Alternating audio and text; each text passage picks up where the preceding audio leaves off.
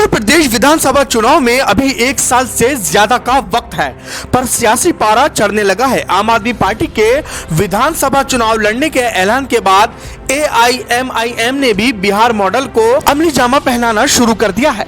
इन पार्टियों की दस्तक के बाद यूपी में नए राजनीतिक समीकरण उभरने तय है। इसका नुकसान तीसरी और चौथी पार्टी की लड़ाई लड़ रहे दलों को हो सकता है। ऐसे में विपक्षी दलों का गणित भी बिगड़ सकता है। बिहार विधानसभा चुनाव में छोटी छोटी पार्टियों के साथ गठबंधन कर ऑल इंडिया मजलिस-ए-इत्तेहादुल मुस्लिमीन 5 सीट जीतने में सफल रही थी। यही मॉडल पार्टी के प्रमुख असदुद्दीन ओवैसी यूपी में भी आजमाना चाहते हैं।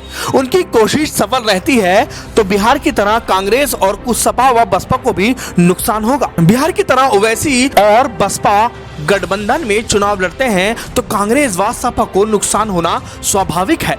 यूपी के 2017 के विधानसभा चुनाव के परिणाम पर नजर डालें तो करीब 90% वोट भाजपा, सपा, बसपा और कांग्रेस को मिला है। AIMIM ने इस चुनाव में 38 सीटों पर अपनी किस्मत आजमाई थी, पर 1% से भी कम वोट मिला। राजनीतिक जानकारों का कहना है कि छोटे छोटे दलों को मिलने वाला ये आधा फीसदी वोट एक साथ जुड़ता है तो निर्णायक हो सकता है। बिहार चुनाव के बाद मुस्लिम मतदाता खासकर युवाओं में असदुद्दीन ओवैसी की पहुंच बढ़ी है। AIMIM मुस्लिम बहुल सीट पर अपने प्रत्याशी खड़े करेगी। ऐसे में इसका सीधा नुकसान विपक्षी पार्टियों को होगा। कांग्रेस के एक वरिष्ठ नेता ने कहा है कि ओवैसी और बसपा का गठबंधन होता है तो बिहार की तरह विपक्ष के वोट काट कर AIMIM यूपी में भी सीट जीत सकती है। आम आदमी पार्टी का ग्रामीण क्षेत्रों के मुकाबले शहरी क्षेत्रों में ज्यादा असर होगा। आप कुछ हद तक भाजपा के वोट में सेंध लगा सकती है, पर वे नुकसान कांग्रेस, सपा और बसपा को ही करेगी।